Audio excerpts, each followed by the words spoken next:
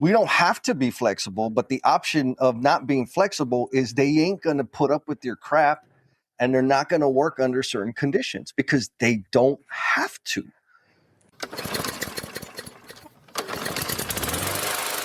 What is going on, L&M family? Back again. And this time, I am getting to know, actually, this is the second time we've had a conversation, which is kind of rare lately, but I'm getting to know, and you're going to get to know a super awesome person. And like the one thing that I know we're going to dive into is her care for the trades, for the people out there, the real experience that people have out there in the workforce on our construction sites. She is the co-founder and CEO of Co-Build Construction. They're a general contractor in San Francisco in the Bay Area. So they're over in beautiful fancy town, which is amazing. She's also the co-creator of Builder's Grit, which is a thing that we're going to absolutely talk about that helps field teams debunk the myth of toughness and develop real grit and resilience, which I think there's probably going to be some vulnerability in there. I also know there's going to be some neuroscience like packed up all in there. So if you can't tell already, she's a super amazing, inspiring person, Miss Stephanie Wood, who's given me, I think, a little leeway to introduce her as Steph Wood. For sure. Super motivational, traveled an amazing path, very interesting path, and you're going to get to know her here in a sec. But now, if this is your first time here, you are listening to the Learnings and Missteps podcast, where you get to meet people, amazing superstar people just like you that are sharing their gifts and talents to leave this world better than they found it. I am Jesse, your selfish servant, and we are about to get to know Miss Steph Wood. Miss Steph, how are you this morning? Or after? I'm doing well. I'm super excited to be here. Thanks for the invitation. I'm excited. Oh, of course. We got introduced by way of Jordan, who I've got to hang out with, who's an amazing dude. That his heart for the industry stood out to me. And then when I got to talk to him and he told me about what y'all are doing over there at Co-Build, I'm like, whoa, like, what in the world? Like, from a real human being. He's like, oh yeah, you got to meet Steph. And then we met at Congress and here we are. So I like to start off with a super simple question. Are you ready? Okay. What is the meaning behind Co-Build? Something tells me there's some significance there. Yeah. So for sure there is. It's actually we kind of founded Co-Build on a notion that we could do construction differently. I co-founded Co-Build with my husband, Ed. He came up through actually the trades and was a superintendent, was leading a region here for a big developer. And he saw how actually really the trades were dehumanized. They were seen as enemies and people you just had to keep your thumb on. And he kind of was like, this is not working for me. And my background was in management consultant or organizational leadership. So we started Co-Build with the notion that building goes better when we work collaboratively. So that's how Co-Build came to be. I love it. So Cole, in my head, that's more like a collaboration, an element of collaboration with everybody that's on the job site. Am I reading the job that right? site, and actually even I would say extends to our clients where we're listening well. I think that sometimes builders just get drawings and say, give us your drawings and we'll go build it, instead of listening well to what really defines success for the people we're building for. And we want to be good about listening for that. Oh my goodness. Okay. I'm sure you know this, but I just want to make sure. Do you recognize how rare that perspective is in our industry? Like nationally? People tell me it's very rare, but I honestly cannot imagine another way to do it. So I'm sure you got peers out there in the industry. I'm wondering, like, have you gotten any kind of pushback or like competitors looking at you sideways? What in the hell's wrong with you? What are y'all doing it that way? That's harder. Why don't you just make it easy? I think the pushback we got initially was for our trades. They didn't believe it, first of all. Our trade partners were like, I don't know what this nonsense is about. This this feels very soft and fluffy, and we're not used to this, and I'm not sure why it matters. Until they started making more money on our projects. And Mm. then, and they actually also started to see that not focusing on culture has impact on the viability and profitability of a business. So Oh. maybe that's where I saw the most pushback was our trades until they kind of got a taste of why it matters. So the trades were like, yeah, I hear you talking, but let's see. Kind Yeah, yeah, of. that's cute. Uh-huh. Yeah. That sounds cute. What for real? We'll figure that out for real out there on the job site. That's Yeah. amazing. But so it sounds like okay, now they're on your project and they're profitable or more profitable than maybe normal. And then they come around and say, wow, this is awesome. This is that you meant it, huh? Yeah. Okay. Now I got a question and then I have a theory. So I'm going to start with my theory. And I think Okay. you're like, if I could put a case study together, if I ever had the discipline to do that, I would. My theory is this: given the current state of our industry, massive labor shortage, it's Yeah. going to continue to get bigger Hmm. because have the baby boomers leaving the industry. So it's not just head to head. We're talking like head count to head count. We're talking like decades of experience exiting, and everybody's fighting for the same talent or people. So wages are going up. And I feel like we're at a point where the wages aren't really as important, or they're not going to be the differentiator as much as the quality of life that people experience on a project.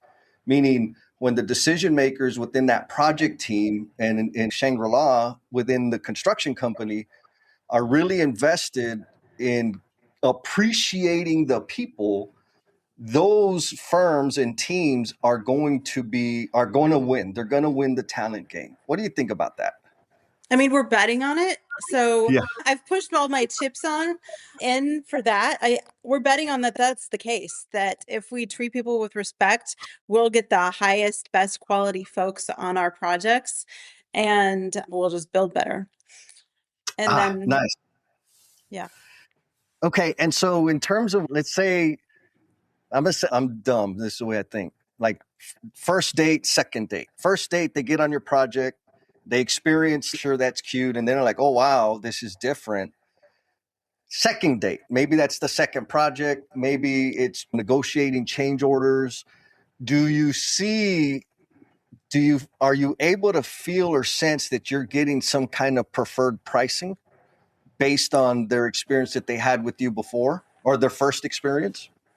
I think it takes longer than 2 projects, but people are slow to trust and they want to know it's a pattern and not just a fluke. But over time, I think it's true. Yeah, I think it's Oh, definitely true. yeah. I my money says yes. I mean, I've been on the subcontractor side of the business the majority of my life. And I've been in those conversations, right? We're like, hey, Yeah. Jess, we're going to bid this project. It's a tenant finish out. And we want to go really aggressive and we want to do a labor multiplier of 0.80 on the ductwork. And I'm like, I mean, sounds like the conditions are there, but who is going to do the project? And they would Right. tell me the name of the GC. And I said, okay, who's their project manager and superintendent? And Yes. based on that name, I would say negative. We need to put a 1.3 multiplier on the labor because those guys are ding dongs. They don't treat us worth a damn, and we're going to scratch and claw for every penny because they cannot manage a project. And on the Rework's gonna happen because, yeah, flow is yeah, messed up. Yeah. yes, yeah. Construction's difficult. We face every damn constraint possible. It's going to destabilize the plan. We got weather, we got supply chain issues, we got people, like the whole Yep. thing. Yep. That's hard enough as it is. And then to have to work with people that have zero respect or appreciation for your, like you said, treat you like you're a problem. It's Yeah. just not worth it. No, no. I mean, trades get treated like the enemy, but the reality is the GCs are not building anything. We want to do the L&M family member shout out. And this one goes to Miss Lynn Randall, who's also in California, but she's down in the San Diego, Southern California area. Miss Lynn says, Depth Builder is more than Jesse's passion for the industry or his charisma. Ding! Depth Builder courses are about real life experience and success translated into real action. Actionable knowledge and skills you can use immediately to improve yourself, your life, and the lives and projects you are a part of. Miss Lynn, that is super, super awesome. I promise, like my eyes welled up a little bit when I was reading it. Thank you, ma'am, for your support and for going out of your way to leave me a little Google review. So I'm fancy now. I got Google reviews. And folks out there, you already know I love attention and I love to know what you're thinking. I love to know how things are impacting you. So when you take the time to leave a review, leave a comment, do 5 stars or 1 stars, any and all of the above, it is extremely meaningful to me. And it gives me an excuse to shout you out in a future episode. The trades are truly our partners. Things get built because they're skilled and they bring their skill to our project and they are the builders. So our main job is to clear the path, to create tools for clear communication, to help facilitate relationships between different trades, to be clear in what the schedule is and what the flow is, right? And that's our job. Agreed. Agreed. Oh, help us out here. Now, I imagine you didn't just, or maybe you did, you waved a magic wand and said, okay, I want to build a construction business. It's really collaborative and provides a different experience for all the human beings, the client, all stakeholders involved. And then you just waved your wand and you had a lineup of like seasoned superintendents and project managers that said, hey, I know how to do that. Is that what happened? This is not what happened. Actually, this is still a dilemma. It's such a challenge. Like the people with the skills have only known a particular type of construction, and it's the kind of construction where they get treated like the enemy. So there's that group of folks who are skilled, they know what they're doing. They're a little jaded because they have a right to be, frankly. And then there's folks who are brand new. They don't know what's up, but they're willing to try and they're bought into the idea that we can work collaboratively. So how do you put together a team of people who have enough hope in the industry that it can change and enough skill to do it together? I mean, it's a challenge. It's really a challenge. We find some unicorns out there who have both skill and also just this passion for treating people with respect. I would say Jordan's a unicorn. Yes.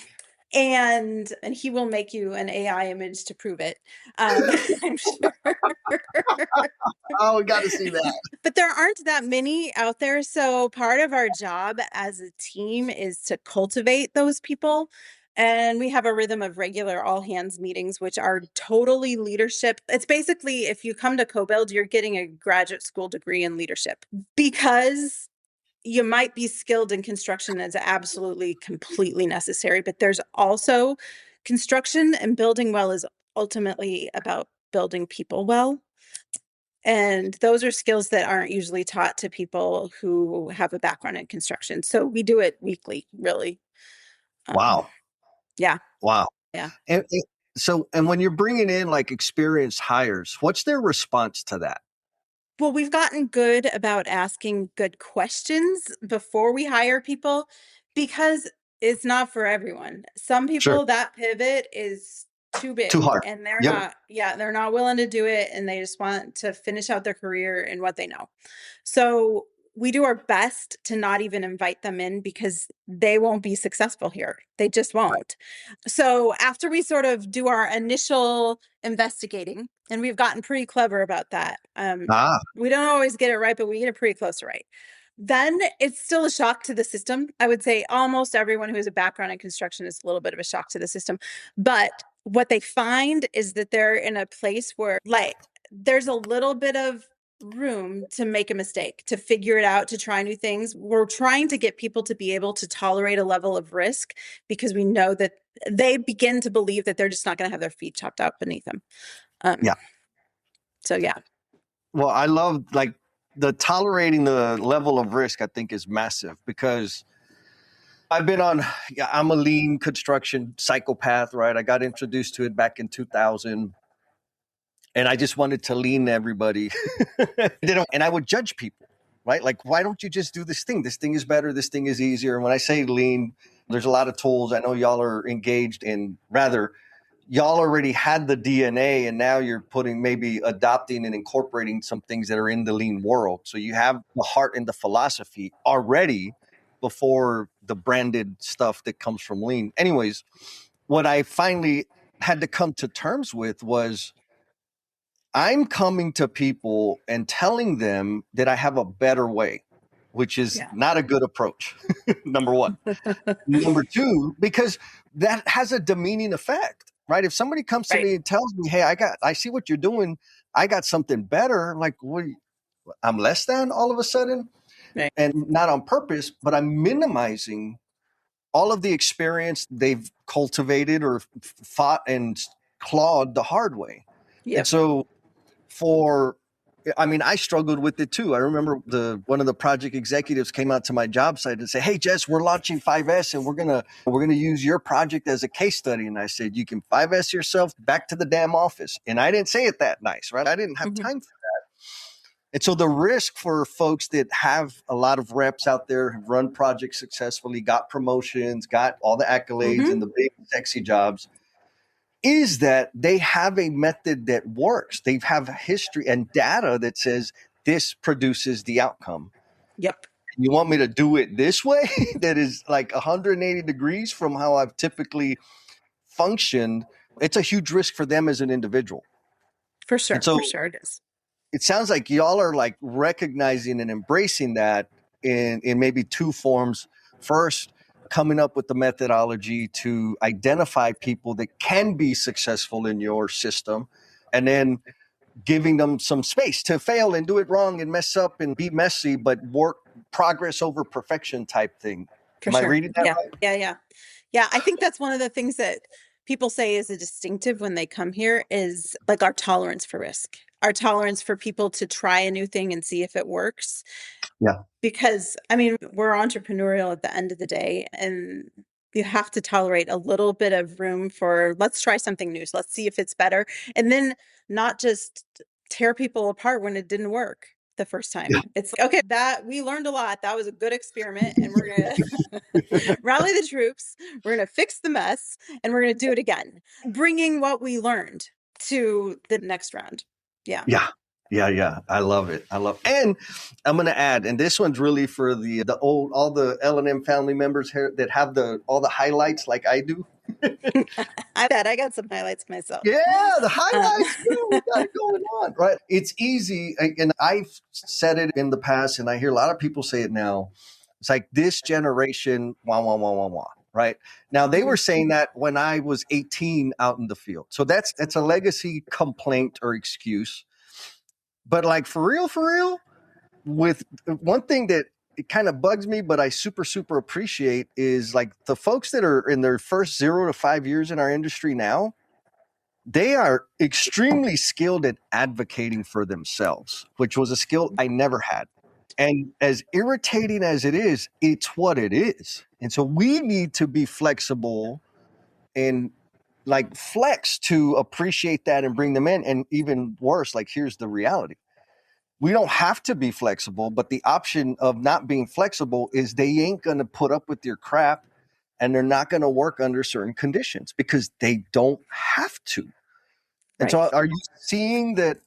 I'm wondering, maybe this is too nosy, but in my head, if there's a younger generation, they went to work for firm A, B, or C, and then they said, "Oh no, this is too much. They're expecting me to sacrifice my entire life for them."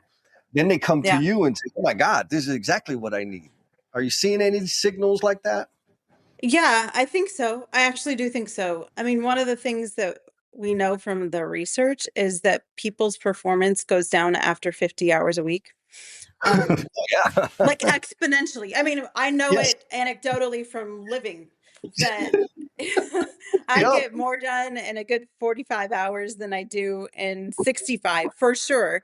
It's just exponentially just tanks my productivity. Mhm. So, it's just smart to ask people to have rhythms of work and rest. Now, we don't say that we have work-life balance because that's just not really realistic in Yep. construction.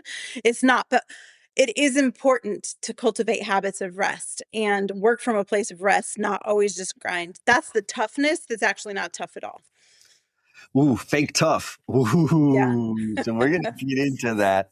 Now, for folks out there, another thing, I got to brag a little bit. Like the L&M family members, a little community that I get to be a part of, a lot of those folks are forward thinking Yeah. and want to build a similar experience that you guys are building over there at CoBuild. And so, are there any cheat codes, maybe specifically around when you're sourcing new hires? Is there a framework that you use, something that like a little pointer that you would give to the folks out there that want to build something amazing to help them select the best prospects? I mean, we have a whole process. I can tell you my whole process.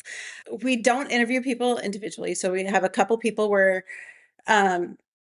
couple people from our team talking with someone else, and we do behavioral interviews. My best question in my behavioral interview, I'm just going to give it to you, is what misconceptions do people have about you? And the stories you get and the behind the curtains, real understanding of what makes a person tick come out when you ask them that question. This is a Wow. powerful question. So we use that one. We do 2 interviews. We hopefully take people out to the job site to see their experience and their feedbacks of that. And then we work with an executive coach who actually does a tool called the Iris to match that person to our culture and also like project construction management Yeah. norms to see if there's good match there. And then it can flag also some people who have some emotional growing up to do. We can legally do it because it's all coachable. It's not like this is not the end of the story. This is not a personality character quality. It's here It's you a go. skill. We know going in. Yeah. Yeah. Yeah. We know what the gap is, and we have a remedy to close the gap if we continue to move forward. Yeah. Amazing. Oh my God. And that question, what misconceptions do people have about you? Which I know we're going to get into this. That absolutely ties into the stories that we tell ourselves that keep Mhm. us in maybe self-destructive behavior or limiting beliefs and influence how we show up. So we're going to go there. Okay. And thank you for sharing like your process. You have the interview, you got the questions, behavioral questions, sounds like group interviews. Solid question. I may be stealing it. Now, and you have an executive coach like built like it's a system, it's a process, it's repeatable, you can test it, gauge it, measure it.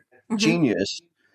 Did you learn that in CEO school? Like you went and took some classes on how to be a CEO of a construction company?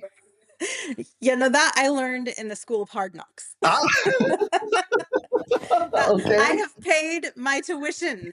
I have a PhD from the School of Hard Knocks, I think.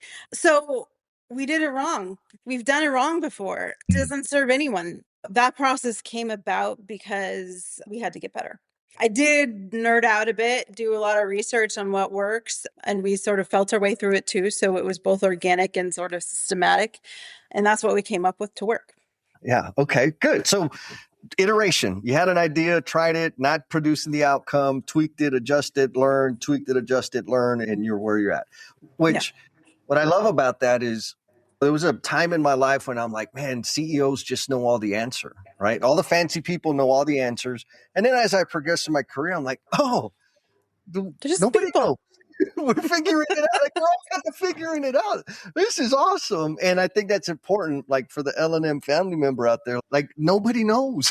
I mean, you could start where somebody's at, but they're doing it under different conditions. You just gotta start doing the damn thing and practice, iterate and iterate, which is amazing. Now, I know that you like construction was not the primary objective for you. It was not. No. So, and your path is amazing. So, would you mind letting the folks out there know, like, where you started and what that Yeah. path was to be where you're at today? Because I love where you're at today, but I also love the path because that's pretty dang interesting. Yeah, no, it was not. Had you asked my 20-year-old self what I'd be when I grow up, this was not the answer that you would have gotten. I was at that point in college getting my English literature degree, which So handy for construction. The one thing it did teach me actually is how to think. And I think that's a big deal. Being a good thinker, being a good learner does matter. So my English literature and actually a good writer, those things did help me. But yeah, I had no ambitions to move into a construction career at all. I did instructional design for corporate spaces initially out of graduating. So not my plan. Why were you studying English literature?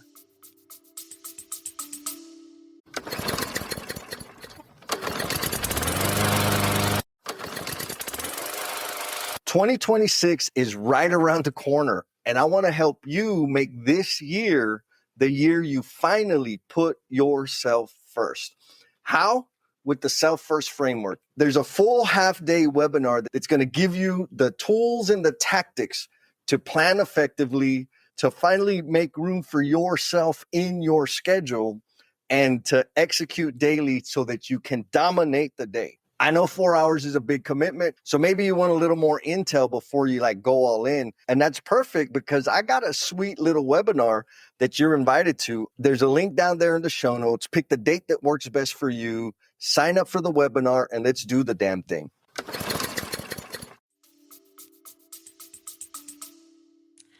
Well, because I was 20 and I didn't know.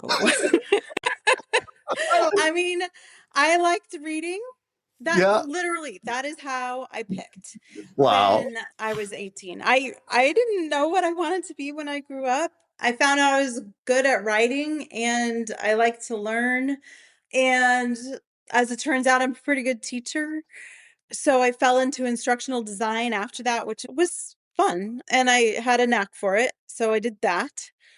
And then early-ish in my 20s, I had a whole bunch of kids. I had such I'm so grateful on this side of it, but I had a span of time when I had 3 kids in 3 years, which is insanity. Do not recommend. Love my kids, love the relationship they have. It's craziness. So I was working for an organizational leadership management company at the time. Tried working from home. At some point, it became the case that my childcare was too expensive. So I started staying at home, and then we ended up bringing another kid into our home through foster to adopt. So I had some years where my career just got what I believed was that my career had been sidelined and it had hit a pause. Now, looking back, I can see the story unfolding differently. But at the time, I was like, I don't know. I You're don't in it. know. I just, yeah, there goes my resume. But I mean, I had great years with my kids. And then our youngest came to us through foster care and had a background in trauma history. So all of the things I had been told about how to parent well stopped working. Like none of it worked. So it's like there is more going on than I understand. And like I told you, I like to learn. I'm a pretty big nerd. Yeah. So I started doing a deep dive into neuroscience of trauma, what's happening in a brain when people have a background of hard things.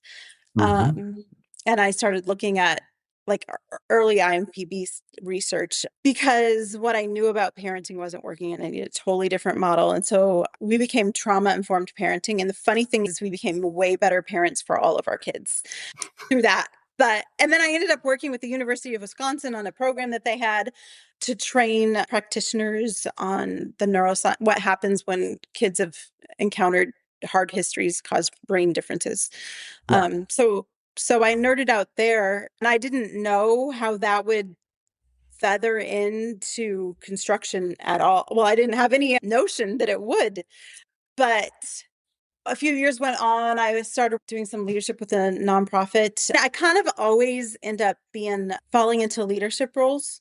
Um, Ah, I don't think I'm a particularly charismatic person or particularly brilliant, but I do kind of fall there. So I'd had opportunities to lead, even though I wasn't in a particular career path. I ended up doing that, building some leadership skills, being invited into some leadership development through that process. And then I had this background of neuroscience.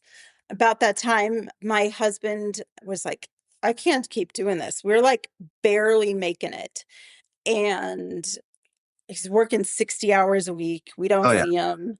He doesn't like how he's having to treat people to get the job done. And we're like, we got to make a big change. This can't keep going. So we're like, well, I studied organizational leadership. I've done all this leadership work, and we've seen that we can do this better. That's where the co-build comes from. So we start co-build.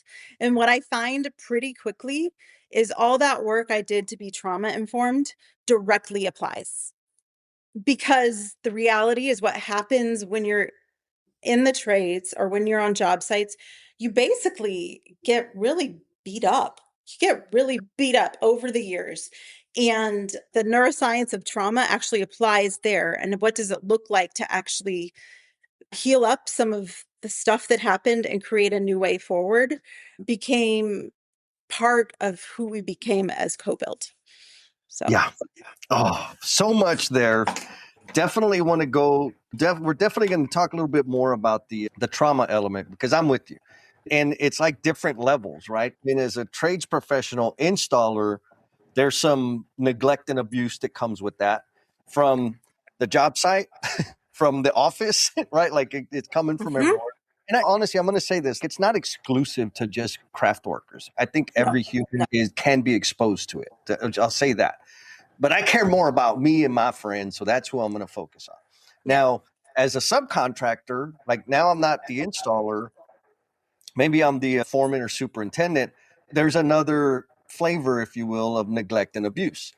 As a subcontractor, enterprise construction subcontractor company, there's another flavor of neglect and abuse. And so, coming from the different angles and all those other things. So, it's a real thing that it's interesting, because I do a lot of work with general contractors, and the number one complaint that I've heard all my career, but even now in the work that I do, is why aren't the trades more open and receptive?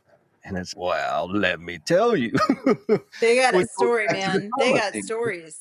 Yes, like it's, and so I absolutely want to dive down there. But first, you talked about falling into leadership roles, Mhm. which I'm kind of interpreting that you're just doing your thing, involved for whatever motivation you had to show up and sign up and be a part of the thing. And then you get invited to take a lead and kind of be run point on things. Yeah. So my first question there is, have you ever like deflected or walked away from pushback, not walked away, but pushed against it, resisted that situation? I think there's probably a season where I didn't really believe it was true about me that I had the capacity to be a good leader, or that my resume wasn't shiny enough. Mhm. So I think I had to get a bit over myself. Okay. Um, yeah. So how did you do that? Like that, because I know exactly what you're talking about, sister. I've been there bunches of times. I'm like, well, it was Yeah. twofold. For me, it was like, that's just extra work, and I want to leave at 3:30.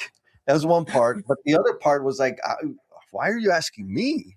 Like all these Right. other people are here, why me? So how did, for folks that are like in that situation, because a bunch of us are there, like to use your language, different seasons of our life. What did you do? What was the thinking that you came to that helped you say, okay, screw it, I'm gonna do the thing? Yeah.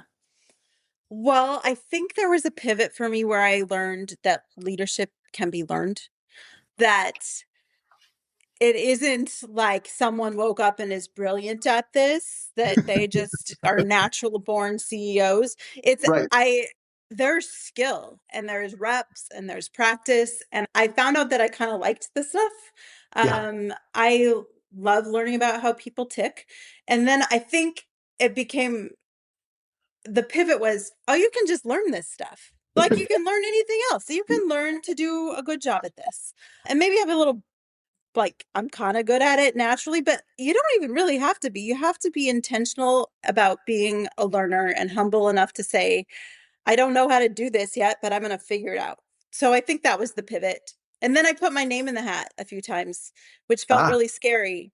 Oh, actually, I do want to learn to be a better leader, or I want an opportunity. And then you get what you ask for to some degree. Yeah. Oh my god. Okay. So, I love this, because yes, you can totally learn it. I know for me, when I finally stopped resisting it, life got easier. I may never make it through your interview process. I'll just full confession because I didn't want the responsibility, but man, was I good at critiquing and complaining about everybody that was in leadership. Right. And Right. so finally, I had a boss who told me, he's like, Jess, you don't have to, right? You're a great foreman. You make money, you make budget, but our clients hate you and guys quit on you. I was like, I know you need to hire better people and get better clients. And he said, no, sure. But if you don't start learning how to develop people, you're capped. You're going to be a foreman. Absolutely. And that's okay. And I was like, well, then fine. What are we talking about? And then he showed me the succession plan. I worked for a pretty progressive company back then. This was 2004, TD Industries. And he showed me the list. And I said, I ain't working for those dummies. Like they were my competitors as foreigners. I'm not working for those dummies. So, well, here's the thing. If you don't take the training that we're going to offer you to build the skills to develop people, I don't want to hear you complain about them. Yeah. And I said, well, sign me up for the stupid thing. So I was pretty resistant about it, which was interesting. By the time, similar to you, I discovered I had a knack for teaching and communicating and developing people. And luckily, I was with an organization that invested in me to do that. So, point of all those words is to say that when I stopped resisting it, things became easier and my career growth like grew exponentially, like not just within the organization, but within the industry. And so now, in terms of you, when you started throwing your name in the hat, because that's a big difference from saying, well, okay, I'll do it, to like, hey, I want to be that person. Yeah. What did you discover about yourself after throwing your name in the hat a couple times? Well, first that I could do it, Yeah. and that everyone has imposter syndrome, that nobody knows. Most people are making it up. Yes. It's just the winners are the ones who put their weight over their skis and say, I'm going to learn it and I'm going to try and put themselves out there. Yeah. So, yeah. So I'm hearing, would I be lying if I said you were still a little nervous, still a little scared, still a little lost, even though you said, yes, I'm going to do this? Well, I feel like just about the time that you feel like you've got it figured out, life presents a new challenge and you have to make a decision if you're going to sit back or lean in. Yeah. So if you're not putting yourself in positions where you have to choose to lean into something that feels scary, you're sort of stagnating both in your career, but more just as a human being. Human beings require challenge to grow. Like being comfortable doesn't get it done. No. Um, so yeah, I think I always go scared because if I'm not going scared, I'm not doing anything interesting. Yeah, yeah, yeah. Oh, I love. So I think you and we come from the same loaf of bread because people are like, "Why do you do stuff? Do you know what you're doing?" No, but I'm going to learn a lot of stuff along the way. Aren't you scared? Right. Yeah, but it sounds like fun. Otherwise, I'm going to keep doing the same thing. Who cares about that? Oh, so awesome. Okay, so we've talked. I keep poking at this: the neuroscience, the trauma. We'll just say recovery. Hmm. Not dealing with, but more embracing the fact that our lives, many lives, are trauma informed. And there's a Must role. be because we're human and life is hard. Yeah. Yes, yes. And then there's this builder's grit, builder's 360, the myth of toughness. And all of that is intertwined. Yeah. Yeah. Yeah. Legacy construction works out of the myth of toughness. Ooh. I grind, suck it up, don't complain, work through pain, stuff the things that feel too hard to deal with so people only see that you're tough and you handle it. And that has been how it works. But what we know about doing that is actually it's the opposite of what actually builds the capacity to show up well in stressful situations. The tougher you are, the more it shrinks your ability to show up well. Actually, what literally happens is from a neurological perspective, is our brain tips into what some people call fight or flight mode, but it's the limbic brain. So limbic brain is an emotional brain. There's nothing wrong with emotions, but where good decision making happens is in the prefrontal cortex. When we're Yep. operating in fight or flight, the blood actually stops flowing to the good decision making part of our brain. We no longer have access to curiosity and good decision making. And most of construction in the field works on tipping people into fight or flight, putting them under threat. So they Yep. operate out of fight or flight, which shuts off the decision making part of everyone's brain. So you got a Yep. bunch of people building in fight or flight. It's craziness. I, I agree, so much. Again, full confession, folks, because I am a hypocrite, but not on this point. I have leveraged that decisions made under duress. Yep. Like I know how to apply the pressure and keep it on, and people tell me what I want to hear. And like, okay, you agreed, you made a commitment, you got to be a man of your Mm-hmm. word. All of that wishy washy, and I love it. You said like that's fake because it doesn't. When it doesn't work out, I know that I pressured them into the thing. And when they Yeah. can't do the thing, then I'm going to be surprised. No, dummy. We have to listen beyond what we want to hear. The idea of having the blood flow in our prefrontal cortex that stops when we're under pressure, when we're in fear, when we have these things going on and we get into like super quick decision making to get out of the current threat. Yeah. There's not a lot of logic in that. And to your point, like that's kind of how we do construction. It's And then, insanity. It's truly insane. People are operating with half their brain tied behind their back, and they just build stuff that way. yeah, Um, and I feel, and the truth is, you leverage it because it works in the short term. Fear burns hot and fast and gets stuff done. We're wired for it. If you need to go kill a bear or being chased by a tiger, whatever, that's functional, yes. but it's not flourishing and it's short-lived. It burns hot and fast, and then you're done. And then you're left with the dumb decision you made. With all the other stuff that's coming down the schedule. Yeah. So I'm going to paint a little picture and see if you've experienced. I'm almost 10 years sober now. In June, it'll be 10 years sober. And so the previous time before that, the way I had designed my life was not intentional, but I had designed a lot of that pressure and short decision making. Yeah. And then when I started changing the way I think and recognizing that there's a space between stimulus and response, and that I could choose within that space, like I had that awakening from reading Viktor Frankl's book, then things slowed down for me. Yeah. And I stopped creating problems for myself, right? Because I was Mhm. thinking more. And then this weird thing happened. All of a sudden, I was anxious because I didn't have the chaos I used to have. Totally. I can tell you what's going on in your brain from a neurological Tell perspective. me, please. Okay. So what happens is we have our bodies like homeostasis.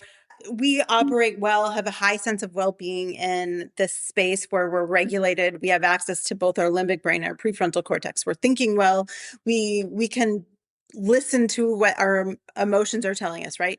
People have a sense of what that feels like, well-being feels like. Outside of well-being, under threat, we tip into fight or flight, and we operate with our brain being flooded with cortisol and adrenaline.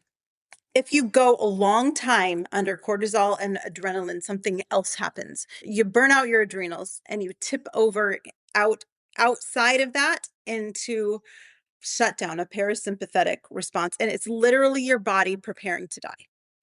Your body starts to get flooded with androgenous opioids. Like, okay, we know we tried fight or flight. It's not working. We might as well get comfortable because it's not going well for us. Actually, the crazy thing is it feels kind of okay there because your Yeah. body is making opiates. Yep. Um, so people operate there, and then they make a decision like, I'm going to get sober, or I'm going to prioritize getting healthy, or I quit on workaholism. All of those things happen, and their body starts to come out of fight or flight. You sometimes have seen it like in the animal kingdom when a deer has been chased and they freeze, and then as they come out of it, they get the shakes. Yep. That's basically what's happening. And you come back through fight or flight to get to homeostasis. And in that space, it feels not good. It does Yeah. not feel good to have to address all the things you stuffed. But it's actually the only way really that you have a sense of well-being in a whole life. It really is. So Yes. that's Oh, what's going on. I've lived it, right? The word stuff. There was a point on my path where one night I cried for 7 hours straight. Now, Yeah. I wasn't sad, but tears were just flooding out of me. And I talked to a friend, and he was like, dude, he's not a neuroscientist, right? He's just helping me. He's been through the same thing, right? And he said, man, what it is, you've spent all these years of stuffing all of your Yeah. feelings, like grief, sadness, disappointment, anger, celebration, joy. Like I stuffed everything because you're not, Yep. we didn't got time for that. Leave your feelings at Right. home. I was of that mindset. He said, and the problem is you don't have any more room. And so now Mhm. everything's going to come out the way it needs to come out. And I'm like, and that's Yep. exactly what it felt like. Stuff was coming out. What's going on? I'm losing my mind. And it was significant. And so I share all of that. One, so that folks, if you're in the crisis state, is the language I'll use, and you've been there for a long time and you start making decisions that kind of smooth that out, expect it to get a little funky. Like it's going to get a little Yeah. weird, but you can Mhm. get out of it.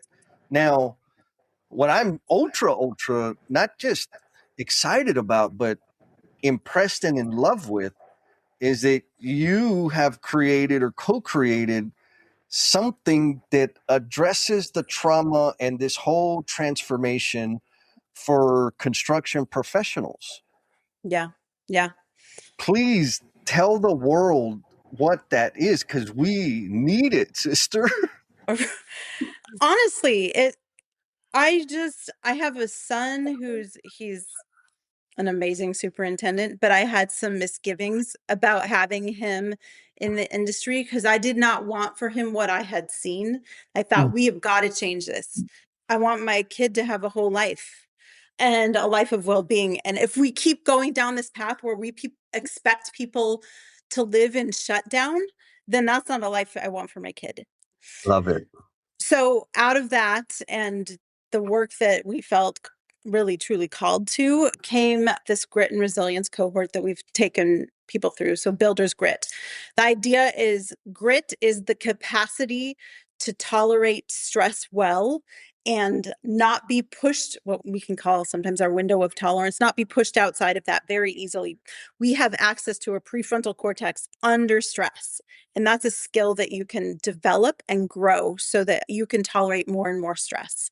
So that's having grit as opposed to toughness where you stuff until you basically your body's flooded with androgenous opioids, right? So we want that. That's grit. But the other skill is resilience. Sometimes you're just going to get pushed outside of what feels like safety. Threat is happening because we live in the real world. So the second skill people need is the ability to go back into that space of grit quickly. So both grow your space of grit and return to it quickly. So we've developed this cohort system where we take folks in construction through it. So we have two offerings right now. The one that we've done the most of and is really powerful, I'd invite people to be a part of it, is this like 8-week course where you're learning this model and the tools to grow grit and return back into tolerance. So you're learning this kind of new frame of reference, but in the context of other people with other leaders, other people in the industry, and then you're practicing it and processing it together. So it's 8-week thing. Yeah. And then because this can sound woo to folks who haven't been through it, I think it's life changing, but it sounds crazy. Yes. Yes. We also have an 1.5 hour workshop that we're inviting people to just get a taste. So they can just get a sampling of what it's like to be a part of that. Yeah. So if you're interested in it, can I do my own little plug here? Yeah. So it's builder360.com is the website, and there's opportunities to join a workshop to see what it's about. And then you apply to be a part of a cohort because it matters who's in the cohort together. If you're really invested in it, it's a commitment. But I do think it's transformational for the leaders and then the people that they lead.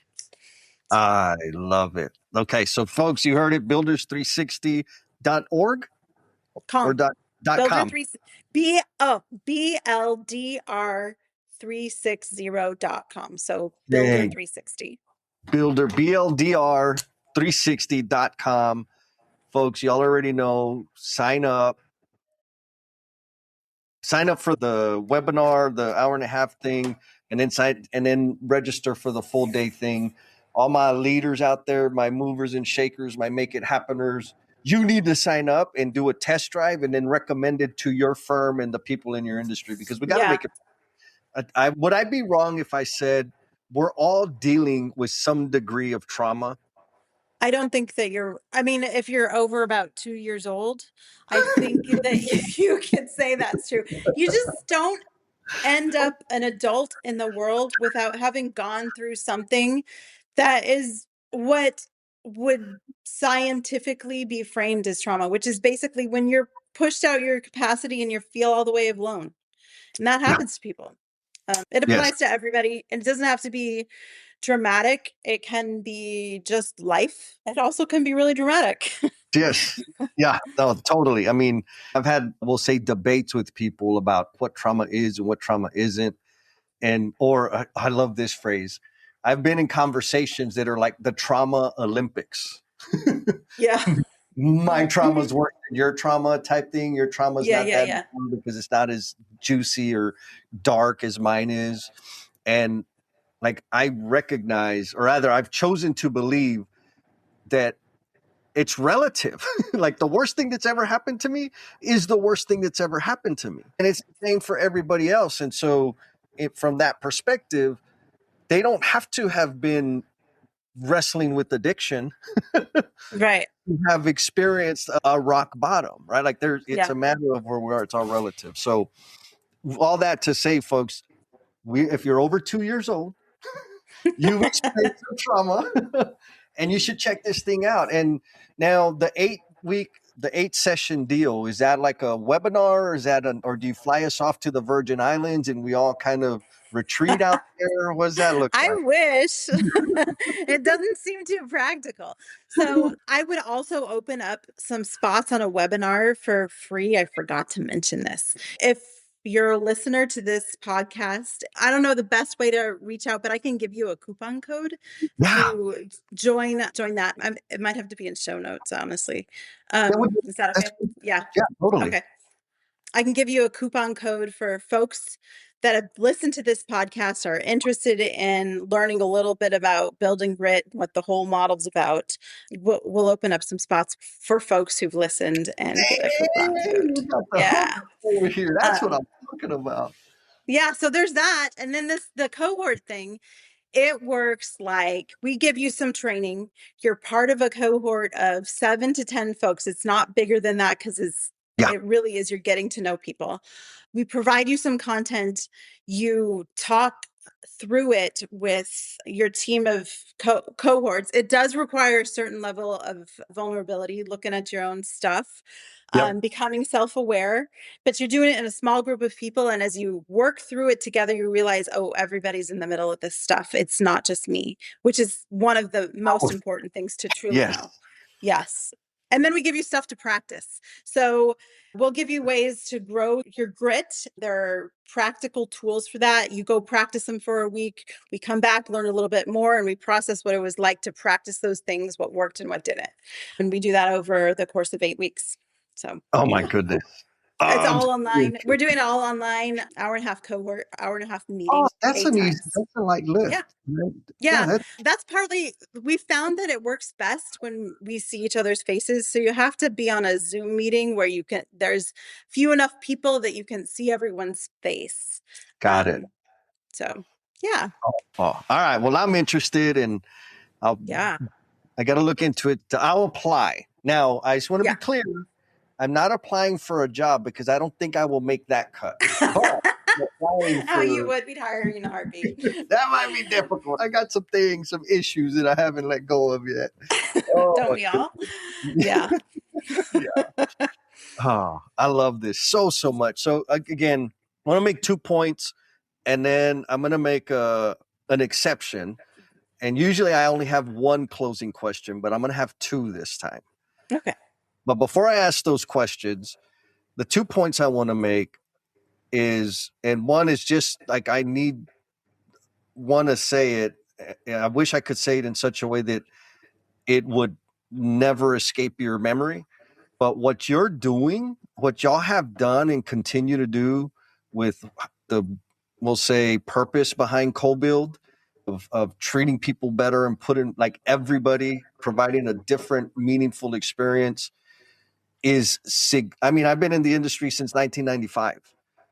And for a company, a decision maker, CEO to say, this is our mission, we're figuring it out, but this is our mission. I've come across, I can easily say, hundreds of general contractors, hundreds of construction leaders, and none of them, you are the first that says, this is what we're doing. And it's not just marketing, you have systems to facilitate that. And you're going beyond that to improve the industry. And Yeah. so you're amazing. Thank you for doing that. So that's the first point I want to make. The second point I want to make is to all your competitors out there that continue to play the old game. You can continue to play that, but you're going to get smoked by leaders like Ms. Wood. I pinky promise you, in the next 5 to 8 years, you are not going to be able to do business the way you've been doing it anymore. You can't just throw money at problems anymore. We're going to be in a situation where you have to significantly change the way you treat people or you're going to die. And so maybe you should do a little research right now and sign up at bldr360.com to get off the path that you're on, because you're not helping people.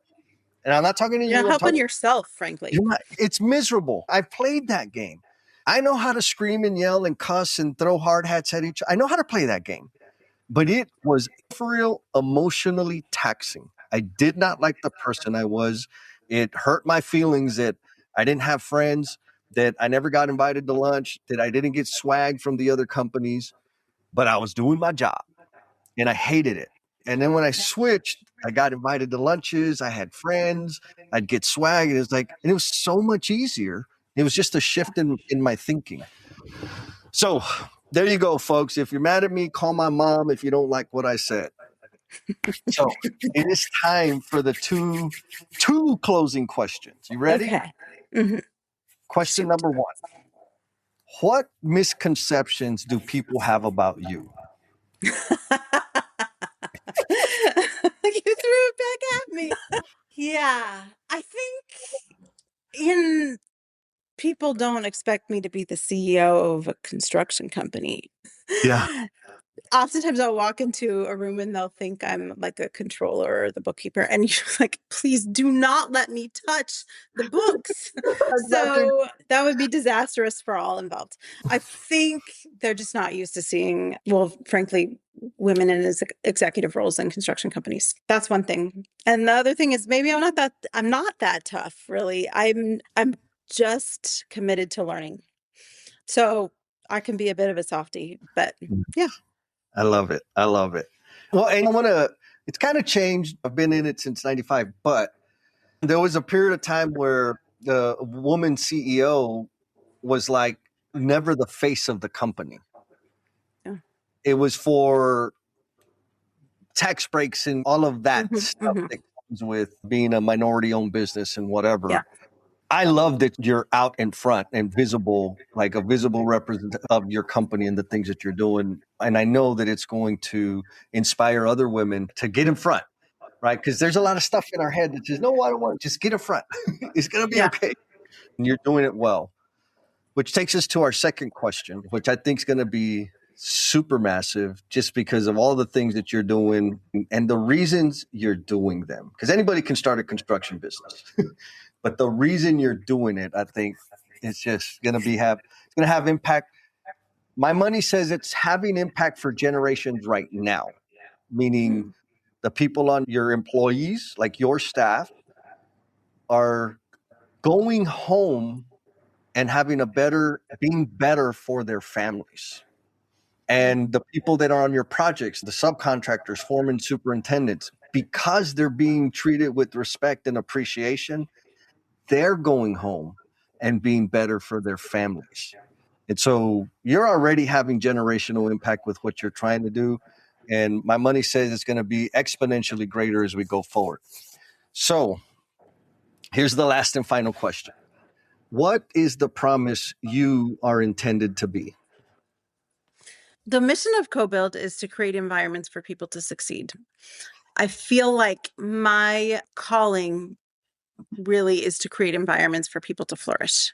So I can't pick flourishing for anyone. People have to pick it for themselves, but I can set the table and invite them to a different way of being.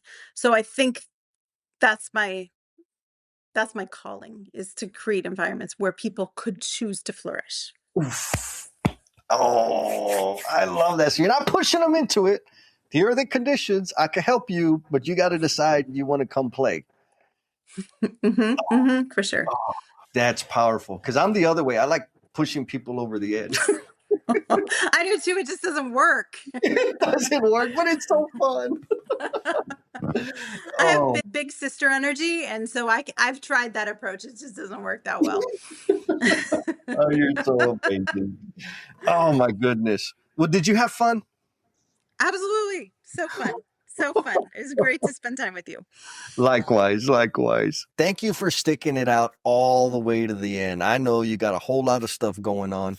And in appreciation for the gift of time that you have given this episode, I want to offer you a free PDF of my book, Becoming the Promise You're Intended to Be. The link for that bad boy is down in the show notes. Hit it.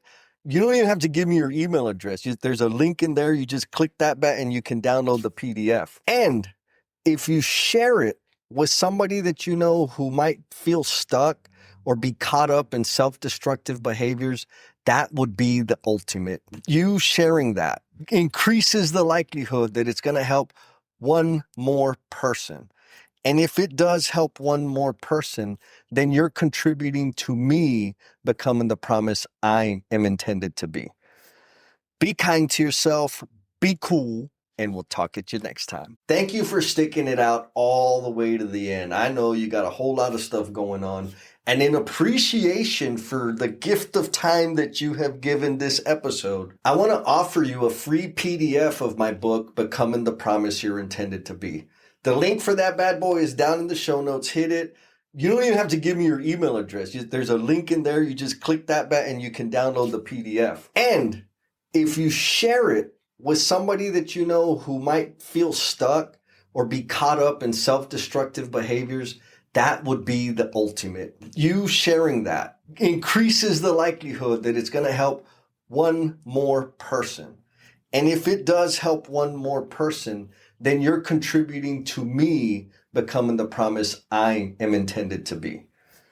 Be kind to yourself, be cool, and we'll talk at you next time.